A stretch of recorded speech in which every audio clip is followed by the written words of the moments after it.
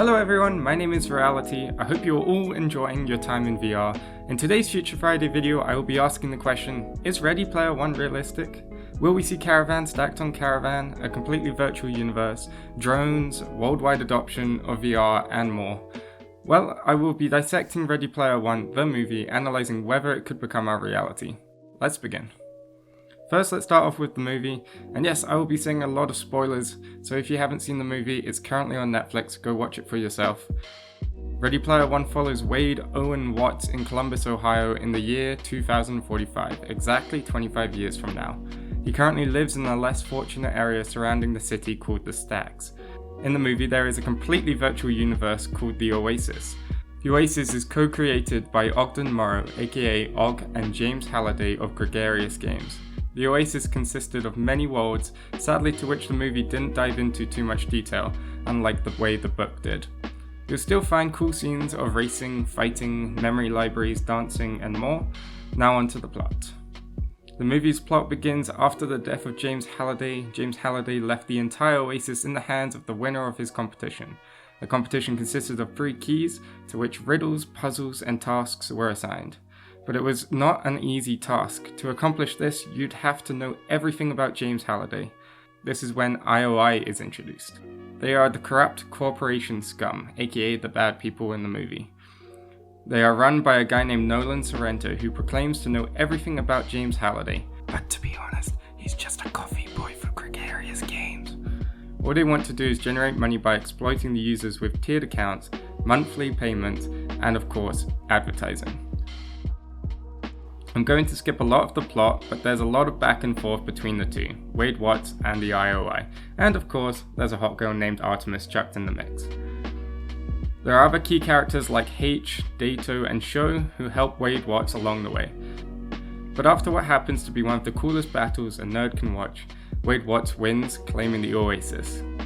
The movie ends with Wade making his first decision for the Oasis to close on Tuesdays and Thursdays, showing his content and moderation for the powerful tool of virtual reality. Or mostly because Wade just got a hot girlfriend that he wants to get freaky with on the weekdays. Okay, now onto the nit and gritty. First, let's go over the Stacks. The movie doesn't touch on it, but the Stacks are there because of the energy crisis. Rural places had to move closer to cities to survive, and due to the lack of space, they had to stack caravans 20 high. You can see in the movie there is a massive disconnection between the lower class and the upper class, with little to no middle class. Is this realistic? I would assume not, despite the fact that energy consumption is a progressively growing problem, and in the real world a lot of the energy goes to waste. I doubt that we will ever hit a limit to the point that civilization gravitates to its nearest city. Also, Mark Zuckerberg has said that AR will help with population density in cities as it will allow people to work from home. This means more people will be moving away from cities, not closer. And civilizations really has to go down the drain before we start stacking flimsy caravans and calling it a neighborhood. The next one is the Oasis. Now this is a possibility, at least I like to think so. First, let's start with what we don't have. We don't have a server that can hold millions of people on it, whilst generating avatars in an interactive environment. We also don't have software to handle the Oasis. VR being so new, we will just have to stick with VR chat, but that will come in time. What we do have is the potential. We have seen great hardware advances in the last 8 years. We have also seen great software advances, including the latest one of AI rendering for the Oculus Quest, which enhances its resolution. We have apps that let us play together, that let us talk together, that let us explore together, that let us learn together, but nothing in one universe, no complete package. The other issue is, who will own it? Will it be a single company like Gregarious Games? Or will it be the government or the UN? Or will it get sold out to some corporate bastards like the IOI who want to use it for the revenue? Only time will tell. Last, I'll end on technology. We have a lot of it already, but just not refined to its standards. We have the headsets, check. We have the controllers, check. We have the full body suit, check. We have the full body capture, check. And we even have the omnidirectional treadmill, check. But in all of these cases, the tech is so new that they need massive refinements to get to the quality of Ready Player One.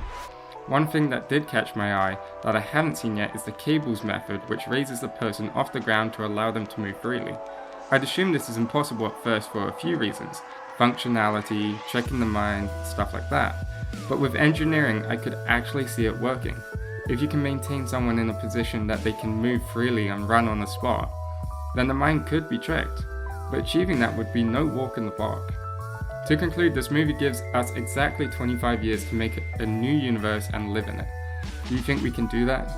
Do you think our reality could be like Ready Player One's? I don't know. I'd like to hope that we get some elements of it. Maybe not the stacked caravans, but the complete immersion into virtual reality would be cool. Leave a comment with your thoughts below.